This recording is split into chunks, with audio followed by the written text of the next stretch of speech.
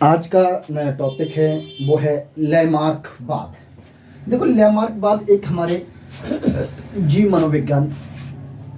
में मनोवैज्ञानिक थे।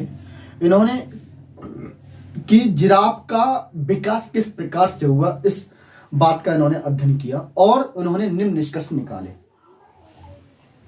इन्होंने कहा कि जिराफ जो था पहले क्या करता था, पहले इसका आकार कैसा था, छोटा था।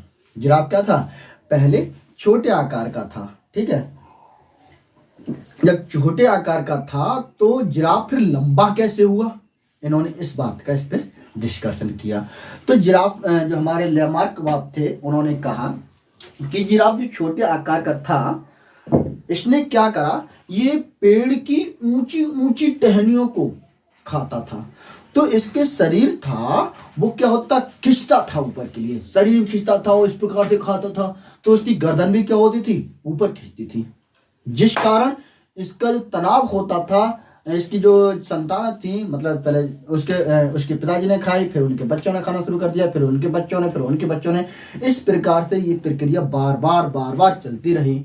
और इन्होंने कहा कि जब गर्दन का खिंचाव और एड़ियों का खिंचाव, मतलब पूरे शरीर का जब खिंचाव हुआ, तो हमारे जिराफ का जो आकार था छोटे से बढ़ के क्या हो गया, बड़ा विशाल आकार ले लिया। यही लैमार्कवाद का सिद्धांत था। आप लोग इसे नोट कर लें, शॉर्ट स्कीम ले लें।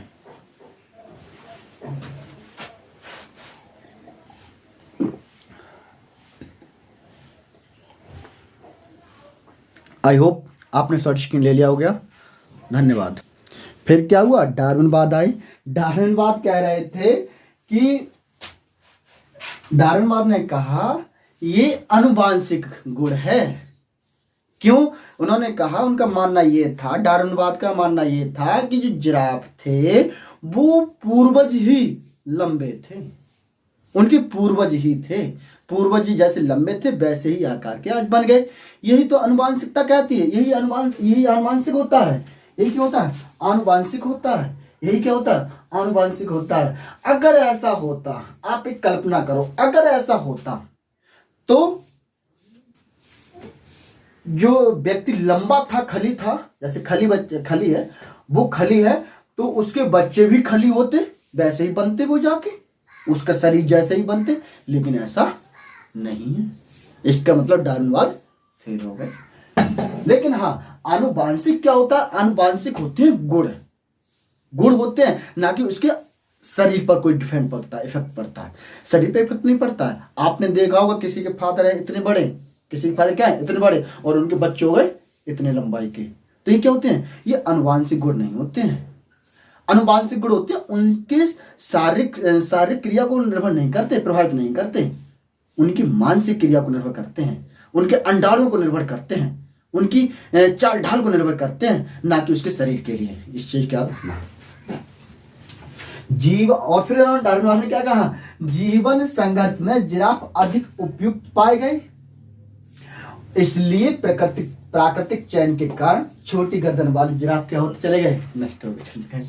इन्होंने कहा कि जैसे जैसे जीवन में ये हमारे जिराफ थे उनको हम उपयोग करते चले गए, और उपयोग करते चले गए तो छोटे जो गर्दन के व्यक्ति थे, बच्चे थे, वो क्या हो गए, उनका विनाश हो गया। ठीक है, अगला आता है, डार्विनवाद ने फिर एक नई नियम दिया कि प्रतियोगिता एवं संघर्ष के फलस्वरूप प्रतियोगिता, जैसे हमने इनका कहने का मतलब क्या है, जिराफ को हमने खूब दौड़ाया और आपस में टकरा गए और मर गए।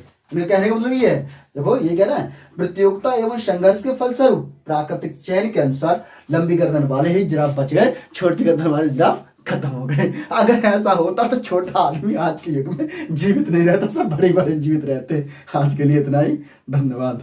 अगर अच्छा लगे तो कमेंट करना।